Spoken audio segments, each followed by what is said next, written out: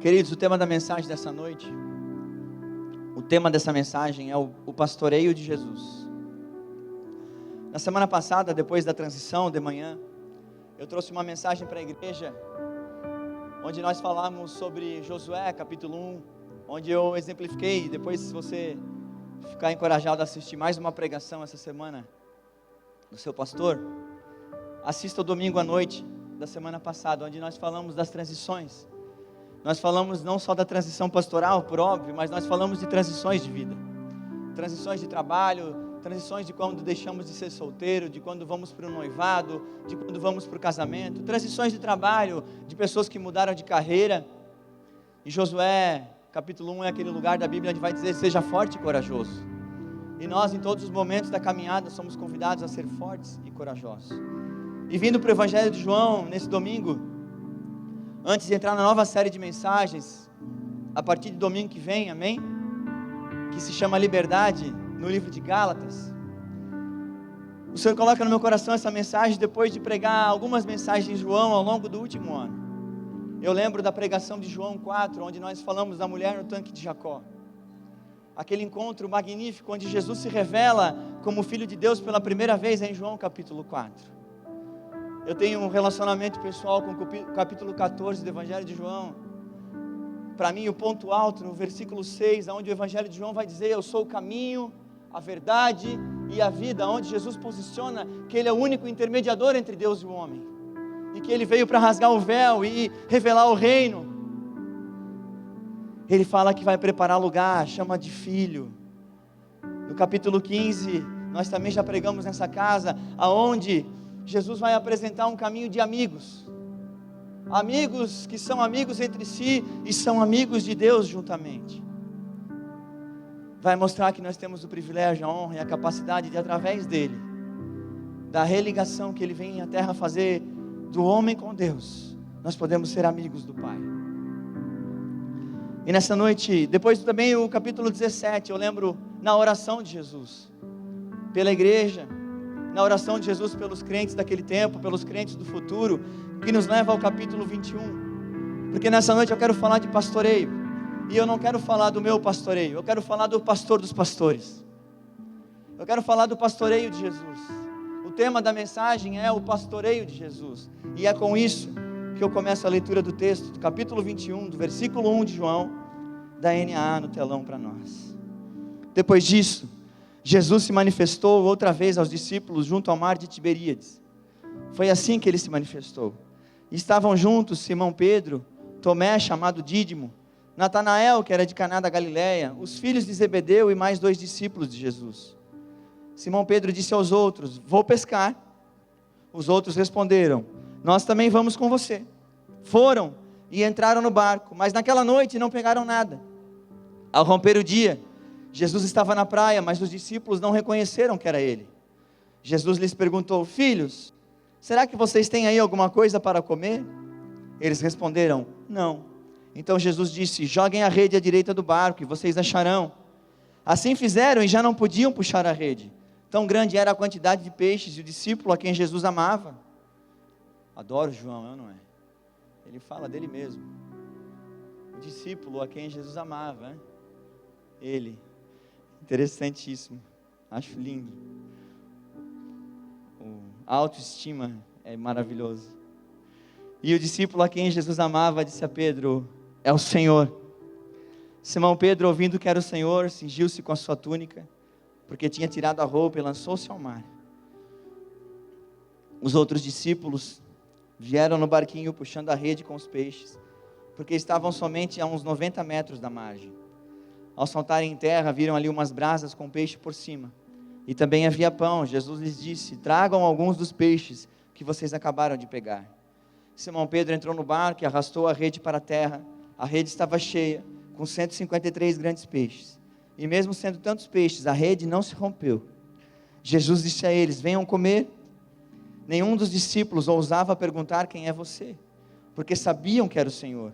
Jesus veio, pegou o pão e deu a eles, depois fez a mesma coisa com o peixe, e esta já era a terceira vez que Jesus se manifestava aos seus discípulos, depois de ressuscitado dentre os mortos. Depois de terem comido, Jesus perguntou a Simão Pedro: Simão, filho de João, você me ama mais do que esses outros me amam? Ele respondeu: sim, o Senhor sabe que eu amo. Jesus lhe disse: apacente os meus cordeiros. Jesus perguntou pela segunda vez: Simão, filho de João, você me ama? Ele respondeu: sim, o Senhor sabe que eu o amo. Jesus lhes disse: pastoreie as minhas ovelhas. Pela terceira vez Jesus lhe perguntou: Simão, filho de João, você me ama? Pedro ficou triste por Jesus ter perguntado pela terceira vez: você me ama? E respondeu: o Senhor sabe todas as coisas, sabe que eu o amo. Jesus lhe disse: apacente as minhas ovelhas. Em verdade lhe digo que quando era mais moço, você se cingia e andava por onde queria. Mas quando você for velho, estenderá as mãos e outro cingirá e o levará para onde você não quer ir. Jesus disse isso para significar com que tipo de morte Pedro havia de glorificar a Deus. Depois de falar assim, Jesus acrescentou: siga-me. Então Pedro, voltando-se, viu que o discípulo a quem Jesus amava vinha seguindo. Era o mesmo que na ceia havia se reclinado sobre o peito de Jesus para perguntar: Senhor, quem é o traidor? Ao vê-lo, Pedro perguntou a Jesus: Senhor, e quanto a ele? E quanto a este? Jesus respondeu: se eu quero que ele permaneça até que eu venha, o que você tem com isso? Quanto a você, siga-me. Então se espalhou entre os irmãos a notícia de que aquele discípulo não morreria. Ora, Jesus não tinha dito que tal discípulo não morreria. Mas se eu quero que ele permaneça até que eu venha, o que você tem com isso? Este é o discípulo que dá testemunho a respeito dessas coisas e que as escreveu. E sabemos que o seu testemunho é verdadeiro. Há, porém, ainda muitas outras coisas que Jesus fez. Se todas elas fossem relatadas uma por uma, penso que nem no mundo inteiro caberiam os livros que seriam escritos. Para aqueles que gostam de dizer, né, que Jesus fez 30 e poucos milagres, João encerra dizendo que não caberia em livros no mundo inteiro o que Jesus fez. Queridos, aqui na igreja a gente abre a Bíblia, lê um capítulo, de vez em quando um capítulo, às vezes uma parte muito grande de um capítulo. Não sei se você sabe, mas esses dias eu falava com um dos irmãos, inclusive, que se formou em teologia, que existe uma pesquisa que a média de leitura brasileira é 6 páginas por ano. E eu não estou nem falando que é da Bíblia. Talvez é com a da Bíblia, do jornal. Por isso que é importante que a gente leia a Bíblia, nem que seja na igreja, amém? Compre uma Bíblia de papel e leia as Escrituras. Pode apagar as luzes, louvado seja o nome do Senhor. A cena pintada aqui por João, meus irmãos, tem como palco o Mar da Galileia, ou como conhecido o Lago de Genezaré, ou como está relatado e descrito por João, o Mar de Tiberíades, como também era chamado. Os discípulos estavam lá porque o próprio Cristo havia enviado eles para aquela região. Isso está relatado em Mateus 28:10. Mas por que talvez também a Galileia?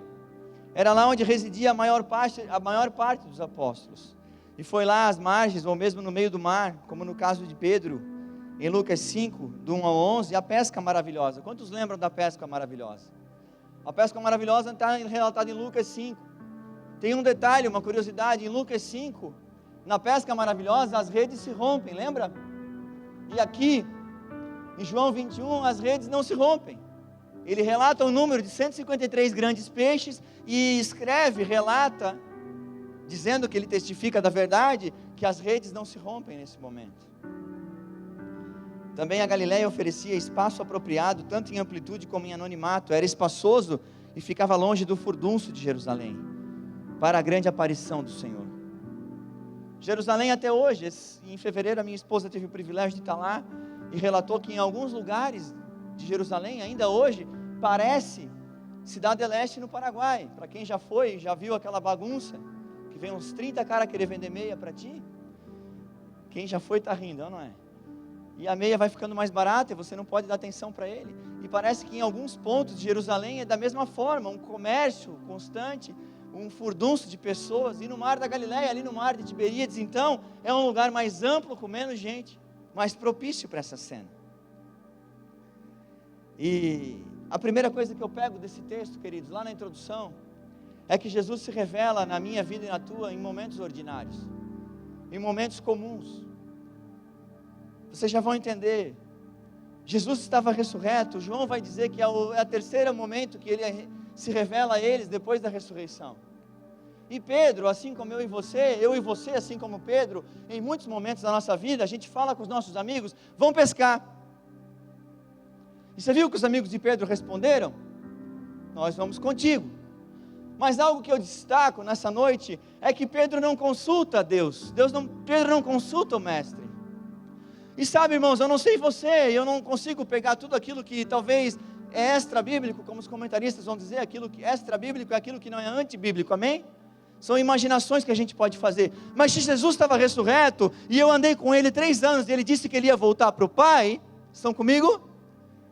Eu vou aproveitar cada minuto com o mestre, porque ele é só o Filho de Deus encarnado na terra, disponível para mim. Mas Pedro, eu e você, a gente sempre tem um plano, não é? E a gente fala para Deus, vou pescar. E tem uma galera que fala com a gente, vou contigo, não é? E aí a gente chega nesse momento em que Jesus aparece. A noite na Bíblia, ela tem um significado de escuridão espiritual, de sombra. João não escreve a noite por escrever.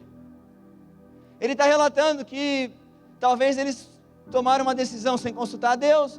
Eles foram de noite, num momento talvez não melhor apropriado, não consultado, não perguntado ao Senhor. E Jesus, quando aparece no amanhecer, ele aparece naquele momento que os primeiros feixes de luz estão iluminando a terra. João está narrando exatamente aquilo que aconteceu com a minha e com a tua vida quando Jesus apareceu. Jesus apareceu num dia de escuridão para nós. Jesus apareceu para nós quando a gente estava fraco, quando a gente estava às vezes falido, é ou não é? Falido emocionalmente, falido financeiramente, falido espiritualmente. Jesus aparece. E aí parece que fica mais fácil de ter sede por Jesus. Eu incluso, é ou não é? Aí a gente começa a ter um interesse maior pelos pés de Jesus. E Jesus aparece. E a primeira pergunta que ele faz não é confortável. Você tem algo para comer? Jesus começa a se revelar para eles. E mostrar um caminho. Que depois de uma noite infrutífera, e estar na praia à disposição deles, a hora de Cristo se dar a conhecer a seu povo, é quando eles estão mais perdidos. A maioria de nós percebeu Cristo, viu Cristo de fato, quando estávamos perdidos de alguma forma. E eles estavam cansados. O relato de João é que eles não identificaram nem que era Jesus na praia. Na NA vai falar 90 metros, na ARA vai dizer 200 côvados, que é a medida mais próximo do original. Quando eles pensaram que se perderam, Jesus aparece para mostrar que ninguém se perdeu. Jesus está na praia, se revelando a eles, devagarinho. E eu lembro que o choro pode durar uma noite, mas a alegria vem pela manhã. E essa verdade bíblica começa a acontecer na vida deles. É um conforto para nós nessa noite, que no meio das nossas crises, no meio das escuridões, no meio de tantos planos e trabalhos que a gente executou, planejou com as nossas próprias mãos, sem consultar o Senhor, no meio de tudo isso, Jesus não corre, Jesus não foge, Jesus aparece. Jesus escolhe se revelar, na crise, na dificuldade. Aparecer na praia para eles, é uma metodologia, é um mecanismo do pastoreio de Cristo. Ele começa a terminar o discipulado com esses homens, de forma gradual. É interessante que, para aqueles que conheceram ele tão bem, de repente não sabiam que era Jesus ali. Olharam fixamente e consideraram uma pessoa comum que estava esperando a chegada de barcos, talvez para comprar peixes. Sabe, queridos, às vezes a gente corre o risco de perder a sensibilidade de quando que é Jesus que está falando, de quando é Jesus que está fazendo, de quando é Jesus que está direcionando. Mas a gente está tão distraído com a pesca que a gente programou com os nossos amigos, é ou não é? Que a gente perdeu a habilidade, a sensibilidade de ver aonde que Jesus está nessa tempestade, aonde que Jesus está nessa escuridão. Mas nessa noite tem palavra, nessa noite tem alimento para nós. Nessa noite tem comida do céu nessa casa. Jesus se revela compassivo, com gentileza, Ele expressa preocupação e oferece solução. Jesus se revelou compassivo, mas é preciso humildade para perceber. No versículo 5 e 6, Ele pergunta então: filhos, por acaso vocês têm peixe para comer? E eles dizem não, responderam não. Então Ele disse: lance a rede para o lado direito do barco e pegarão. E é difícil porque Pedro era especialista em pesca. Igual a gente é especialista, não é, da nossa vida. A gente já sabe tudo. A gente nem entende por que esses irmãos foram fazer curso, não é? Porque a gente achava que eles eram experts, igual a nós, não é? E o que tem para aprender ainda? Eu, gigante, sábio, mago dos estudos que sou.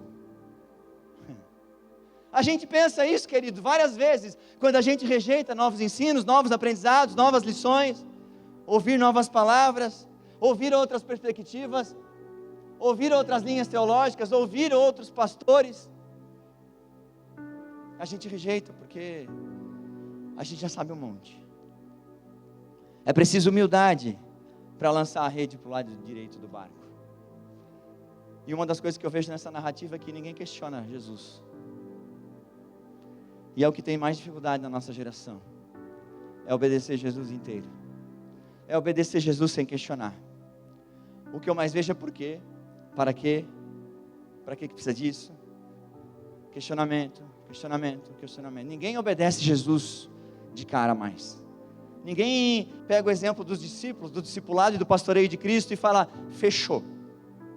Eu não preciso ouvir mais nada em ninguém. A Bíblia e a palavra de Deus dizem, eu faço. Jesus também, além da humildade, Ele se revela soberano, Senhor.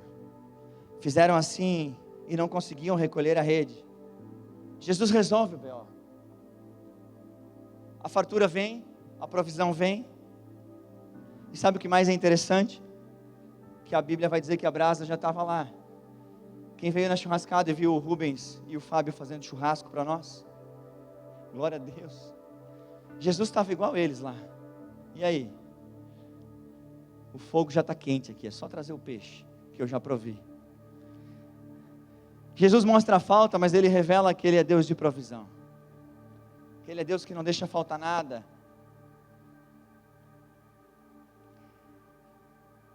Mas o que mais me chama a atenção, depois da provisão, é a resposta dos discípulos. O evangelista João, narrando aqui no versículo 6 a 8, no 7, ele vai dizer: o discípulo a quem Jesus amava disse a Pedro: é o Senhor. João é o primeiro a reconhecer. Eu não sei se o barco se aproximou, eu não sei se foi por causa da pesca milagrosa, daqueles grandes peixes, mas João identificou: é o Senhor.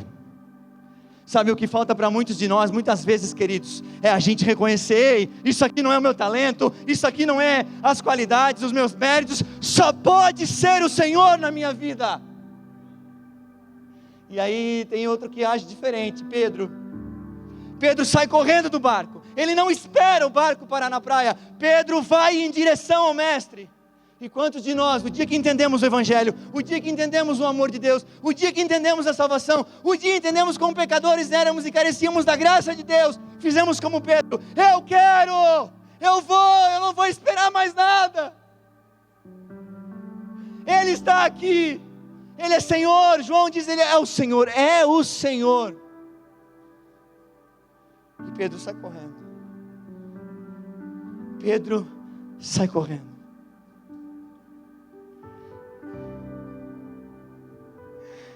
Sabe o que mais me chama a atenção? Que não é por causa da provisão. Eles não correram em direção aos peixes, eles correram em direção a Jesus.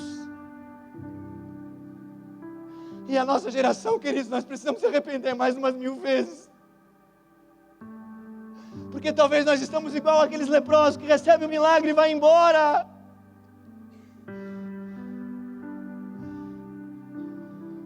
Essa métrica eu nunca vou esquecer. Jesus cura 10 leprosos que tinham uma doença que ficava para fora da cidade. Eles eram escanteados da sociedade. e 10% volta. Só um volta para agradecer. Mas João e Pedro mostram para nós que eles querem correr em direção, que eles saltam na água em direção de Cristo. Sabe, meus irmãos, que quando Jesus provê aquilo, exatamente aquilo que eu e você estamos pedindo, nós possamos ser crentes verdadeiros que continuam correndo na direção dele, não da bênção, na direção dele, não da vitória, na direção dele, não das coisas da terra. Na sequência, o pastoreio de Jesus se revela servo. Sim, Jesus foi o primeiro voluntário da igreja. Quando chegaram, encontraram um braseiro no qual havia um peixe e pão. Jesus disse: tragam alguns dos peixes que vocês acabaram de pegar. Simão Pedro entrou no barco e arrastou a rede para a praia. Havia 153 grandes peixes, no entanto a rede não arrebentou. Venham comer, disse Jesus. Nenhum dos discípulos tinha coragem de perguntar: quem é você? Pois sabiam muito bem que era o Senhor. Então Jesus lhes serviu. Sabe, queridos, outro defeito da nossa geração é que a gente quer ser servido. É que a gente quer estar com o pezinho na bacia só para os outros lavar, mas a gente não quer pegar a toalha e lavar o pé de mais ninguém.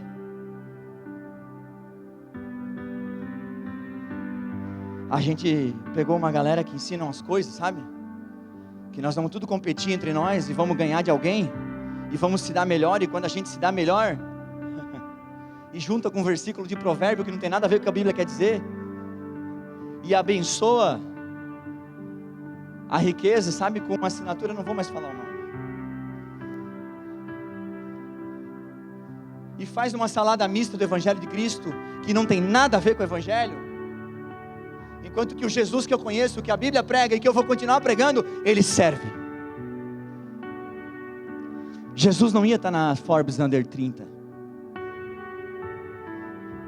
Jesus, na boca de os ensinadores do nosso tempo, querido, ele é um coitado.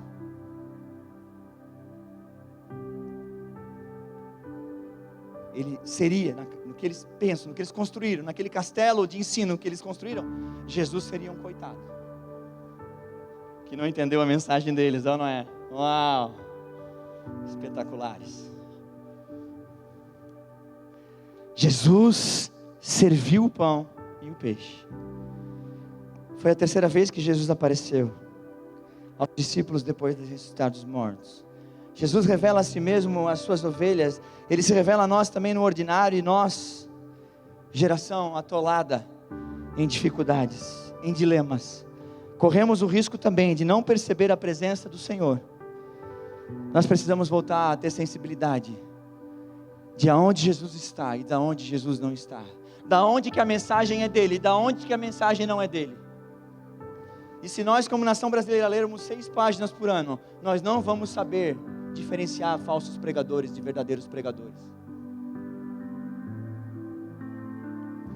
Na sequência, Jesus também se revela compassivo. É preciso humildade para dizer: não pegamos nada.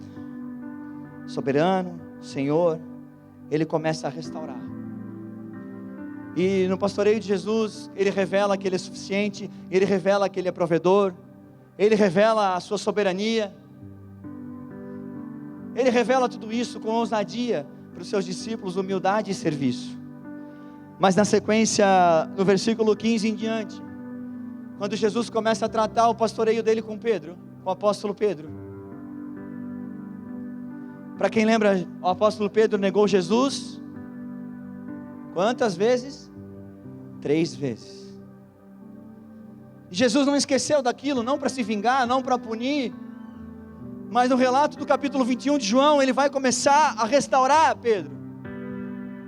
E é exatamente isso que um pastoreio saudável faz. Ele restaura pessoas, ele aponta elas para Cristo, ele não aponta elas para si, ele aponta o pastoreio do Supremo Pastor, de Jesus Cristo. E eu faço isso nessa noite, igreja. Eu aponto para o pastoreio de Jesus, que consiste em primeiro revelar a si mesmo glorioso às suas ovelhas. João 10, 27, coloca para nós. João 10, 27. Sabe, Ainda ontem eu lia Romanos 16, pode deixar aí. O capítulo todo de Romanos 16, da onde o apóstolo Paulo, sem botar o pé em Roma, na igreja de Roma, a carta dos Romanos, no capítulo 16, ele escreve o melhor e o maior tratado teológico ali do Novo Testamento.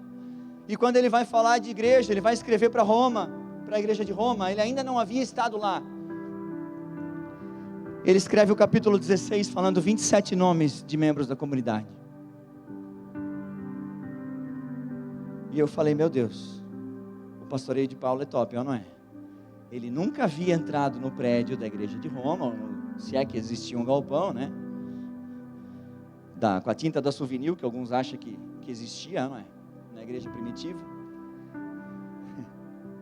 E ele lembra 27 nomes, isso me chamou a atenção, me saltou os olhos. Eu gostaria de saber o nome de todos, mas quem conhece o nosso nome? As minhas ovelhas ouvem a minha voz, eu as conheço e elas me seguem. Quem conhece eu e você, queridos, é Jesus. Quem sabe de fato o nosso nome, o dia que nós nasceríamos, o dia que nós seríamos concebidos, é o nosso mestre, é o nosso irmão mais velho. Jesus nos conhece. E eu estou falando isso por causa da cura de Pedro e da cura e da restauração que eu e você precisamos passar com Cristo. Ele conhece, assim como ele conhecia o coração de Pedro, o meu e o teu. Ele conhece os nossos ídolos, ele conhece as nossas quedas. E aqui nós começamos, depois da refeição, lá no versículo 15 do capítulo 21 de João, perguntou a Simão Pedro. Perceba que ele não chama ele de Pedro. Aqui na verdade Jesus só chama de Simão, porque Jesus está lembrando quem ele era. Jesus está lembrando de onde ele veio, e Jesus está lembrando o que ele tinha feito, mas não para humilhá-lo, mas para restaurá-lo. Simão, filho de João, você me ama mais do que estes? E quem chama ele de Pedro é o evangelista João. Sabe por que ele pergunta, você me ama mais do que estes? Porque lá em Mateus 26, 33, pode colocar para nós Mateus 26, 33, foi Pedro que disse, pode ser que todos os outros o abandonem, mas eu jamais o abandonarei. E aí Pedro é confrontado mais uma vez com a verdade, com a lembrança de que ele havia negado Jesus depois de falar isso. Sabe esse senso que a gente tem, que a gente é melhor do que alguém? Que a gente consegue classificar pessoas embaixo de nós? É exatamente o que Pedro fez antes de negar Jesus 3 vezes. Mas Jesus está curando senso de maioral. Jesus está cuidando senso de grandão, de rei gospel, de gigantão, espiritual superior a todos os outros membros da comunidade. Jesus está curando Pedro e ele vai curar eu e você. Você realmente me ama mais do que os demais? O que você acha, querido? Como é difícil estar de frente com quem nós somos. E Jesus colocou Pedro de frente com quem ele era, com aquilo que ele havia feito, perdão. Inclusive quero corrigir, muito bem corrigido. Jesus não colocou Pedro de frente com quem ele era. Jesus colocou Pedro de frente com o que ele havia feito. E sabe qual é a distinção disso? Aquilo que a gente errou não é o que nós somos.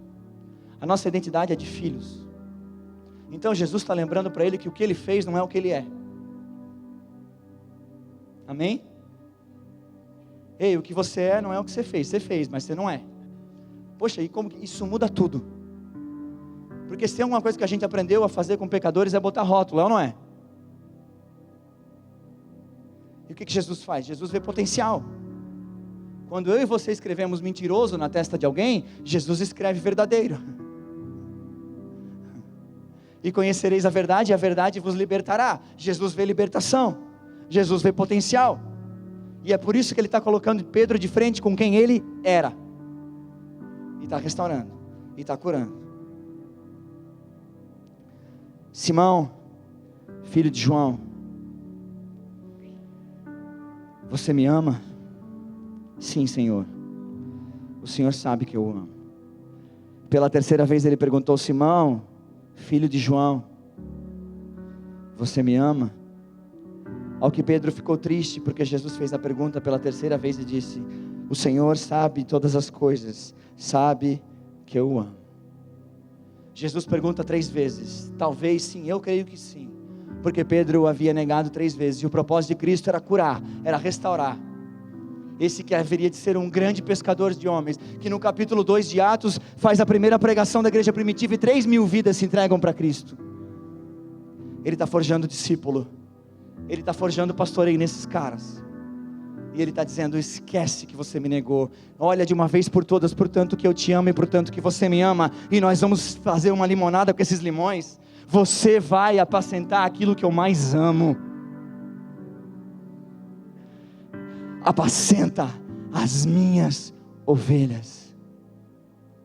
Quando eu ou qualquer líder e pastor estiver aqui em cima, te encorajando a buscar conhecimento, queridos, nós queremos que você suba de nível, para que nós juntos possamos apacentar as ovelhas que são dele. As ovelhas que estão aqui dentro dessa casa, eu incluso, pertencem de propriedade, seladas pelo Santo Espírito de Deus, de Jesus.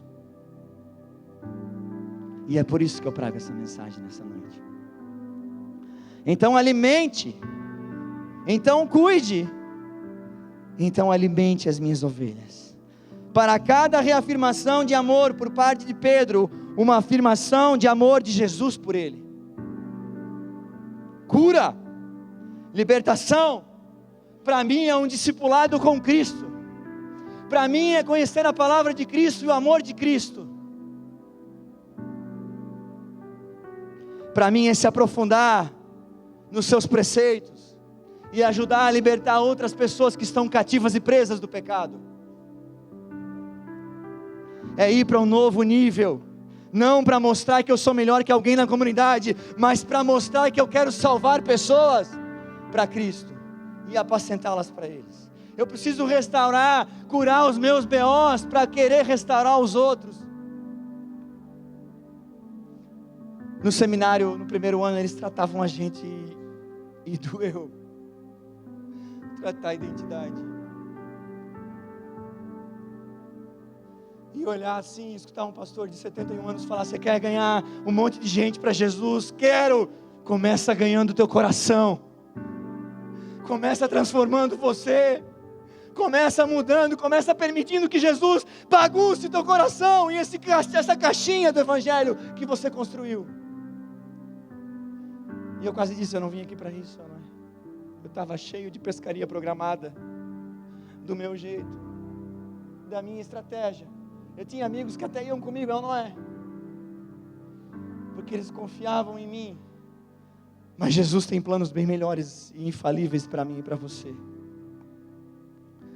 Jesus, queridos, Ele nos liberta de nós mesmos, dos planos errôneos das nossas mãos e pensamentos. No processo de restauração das ovelhas, Jesus confronta os ídolos e captura o nosso amor para Ele. Ele destrói todos os ídolos, todos os amores. Sabe o que é ídolo, querido? É tudo aquilo que no nosso coração está sentado de forma confortável no lugar que só deveria pertencer a Deus. Tudo.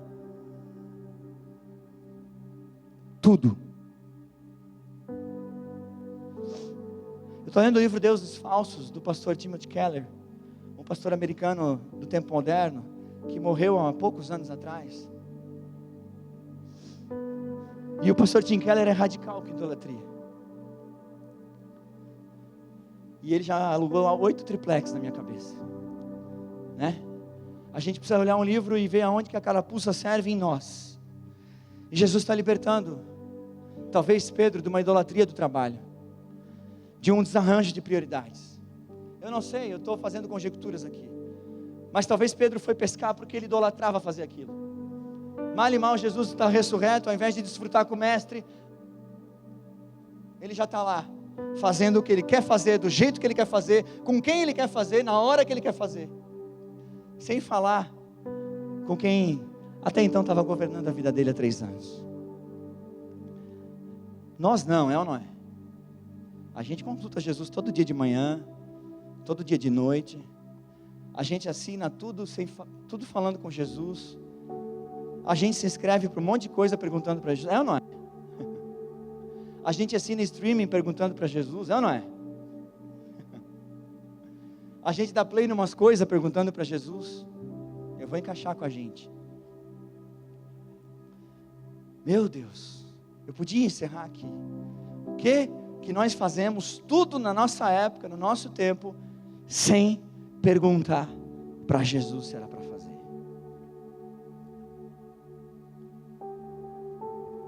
Segunda Coríntios 5,15, por favor, da NA.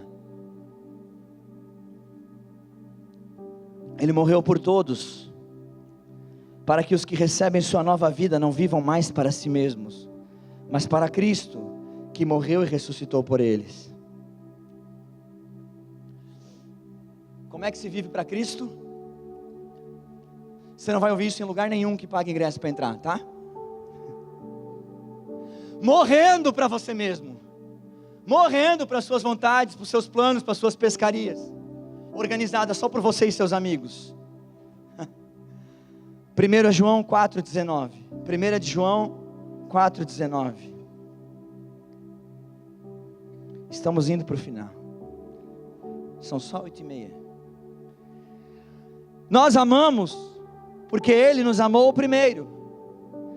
Se alguém afirma ama a Deus, mas odeia o seu irmão, é mentiroso. Pois se não amamos nosso irmão a quem vemos, como amaremos a Deus a quem não vemos? Ele nos deu esse mandamento: quem ama a Deus, ame também seus irmãos. Eu amo a Deus, Bruno, mas eu odeio o Tiago.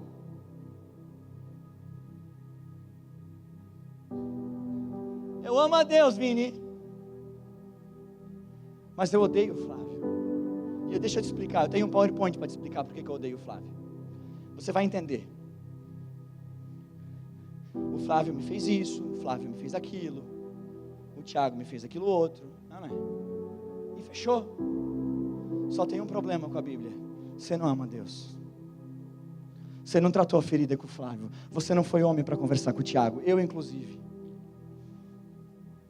E a gente acha que ser cristão é um lugar de emoções e de flores. E ser cristão, querido, é pegar talvez a pessoa que mais te ofendeu e falar: meu irmão, vamos sentar nessa mesa?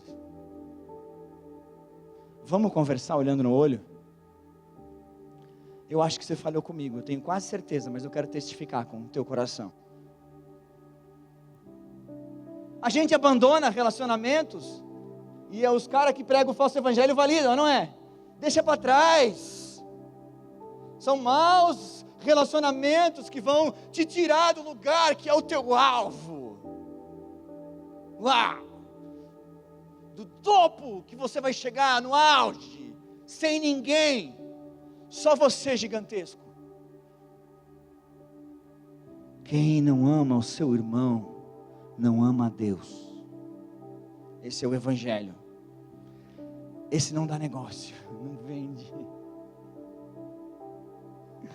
Ah, Espírito Santo, fala aos nossos corações.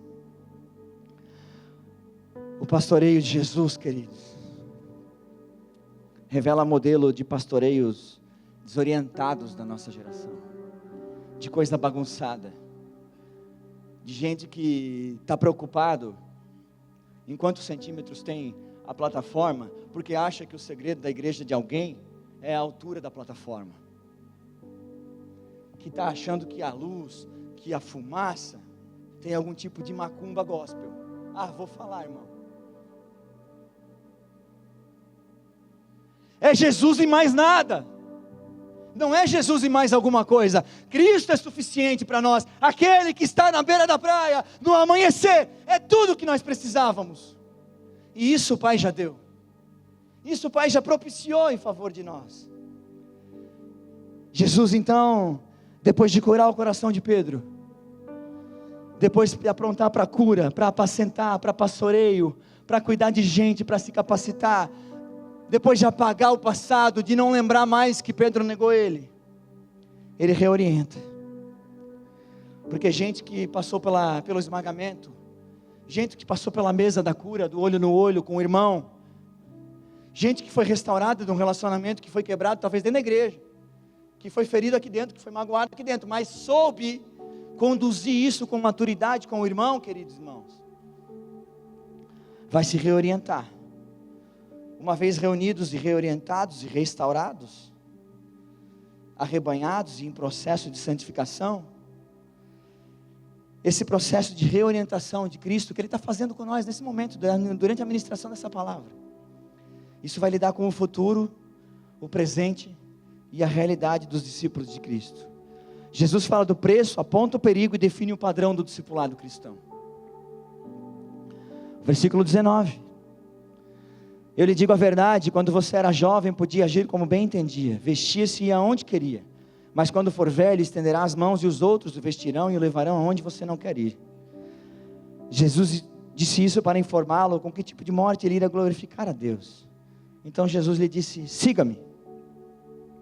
E o convite de Cristo é: siga-me, do jeito que estás, da maneira que estás, te capacitando, se perdoando, se reorientando, entendendo que Jesus é que é a maior revelação da tua vida, da tua história.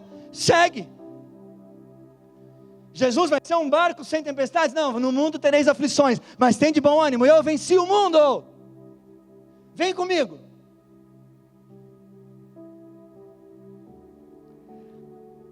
O preço do discipulado cristão, o alvo da vida do discípulo, meus irmãos, é glorificar a Deus na vida e na morte. O apóstolo Pedro entendeu bem isso aqui.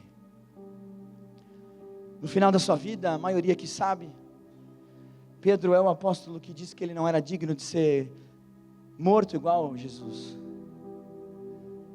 E ele pede que tenha a crucificação, e a crucificação dele ocorra de cabeça para baixo, porque ele não era digno de ser crucificado de pé igual ao mestre. Pedro passa uma vida plantando igreja, a igreja primitiva, sendo pastor de milhares, um grande, ou talvez o maior evangelista do Novo Testamento, porque ele entendeu que o evangelho e a mensagem de Cristo era para dar a vida dele, não para ganhar um monte de coisa para ganhar dos outros, e tudo que ele ganhasse, que eram as almas, era para glorificar o nome de Deus, não o dele. Não era para Pedro ficar top, hypado 2.0, com aquele óculos preto no olho, sabe? Tchá. Não. Era para dar a vida é enquanto estarmos vivos, gastamos ela para Jesus. E na morte honrá-lo também. Como que eu honro a Jesus na minha morte, pastor? Quando talvez muitas pessoas, muitos membros de comunidades inteiras de cristãos chegarão no teu velório e no meu, em nome de Jesus, e vai dizer: servo fiel, combateu o bom combate, guardou a fé, está terminando a carreira, mas foi fiel até o fim, estava sempre procurando Jesus, estava sempre procurando sabedoria, estava sempre procurando conhecimento bíblico, estava sempre querendo crescer no ensino, no aprendizado, enquanto ele ensinava os outros. A sua casa foi salva. Os seus filhos dão testemunho de um pai e de uma mãe que mantiveram-se a vida inteira com Jesus.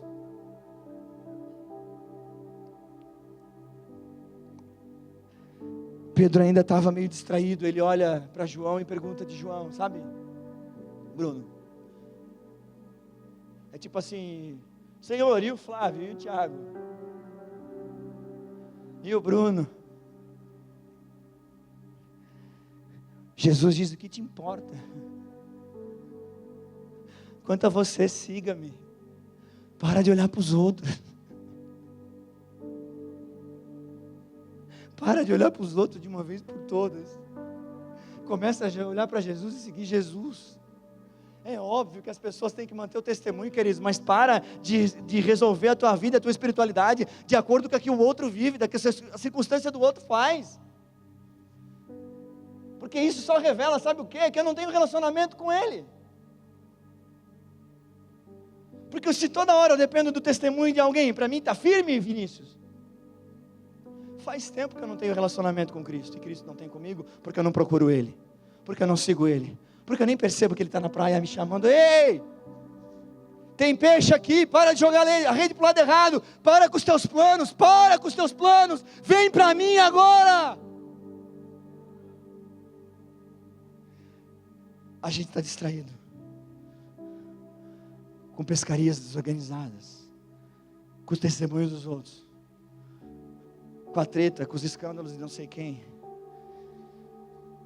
e não estamos olhando para onde a gente devia olhar. Siga-me, siga-me.